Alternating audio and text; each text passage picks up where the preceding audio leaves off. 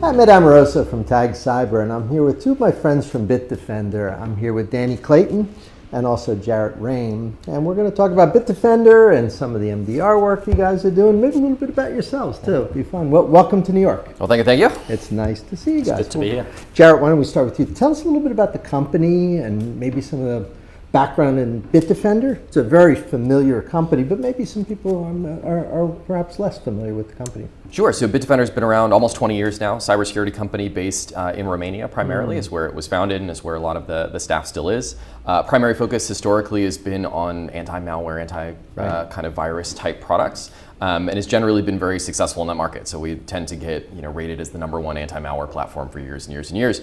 And it's mostly due to, for us, a big focus on research and development. So we have a significant percentage of our staff that's focused really on kind of pure R&D around different types of malware and how those malware have changed over time. And so like the first machine learning based AV was us like years and years and years ago. So a lot of the papers and stuff like that have our names on it. So it's been very exciting, and obviously they decided to have been in the US for quite a while now. And then Danny and I came on at the beginning of this year specifically to help them move into kind of the services and kind of outcome driven space that Bitdefender's been looking at right now. Obviously the market's changing over time and folks are looking for help in using a lot of these very sophisticated cybersecurity tools. And so that's really what they hired Danny and I to do. We have experience doing that at previous roles, and so we came over here to help them build that. That's exciting. We're going to dig into those services. I'm super interested in that. But kind of back to Bitdefender, it seems like a lot of the big successful companies have that heritage kind of in malware and dealing with that. Does that help? Does that give you some solidity sort of at the technical level with the people who started with those problems? Certainly. I mean, so many of the folks in our labs organization have spent years and years as malware researchers, right? And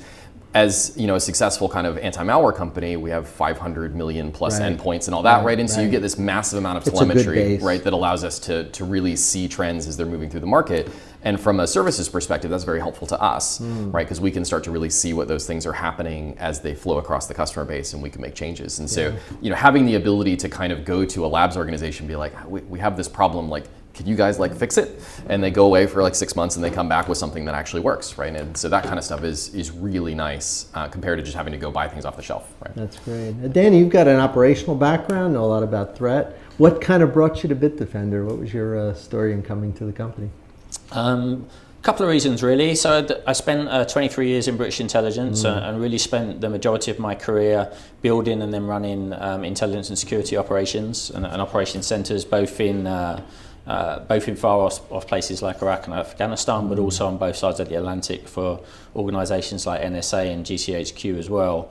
And my first opportunity in the commercial sector enabled me to go and build a security operations centre for commercial customers, which was an entirely different type of challenge, with the rise of the APT. And if you go back 4 or 5 years and you think about what was going on in the market at that time, a lot of really big organisations were being hacked.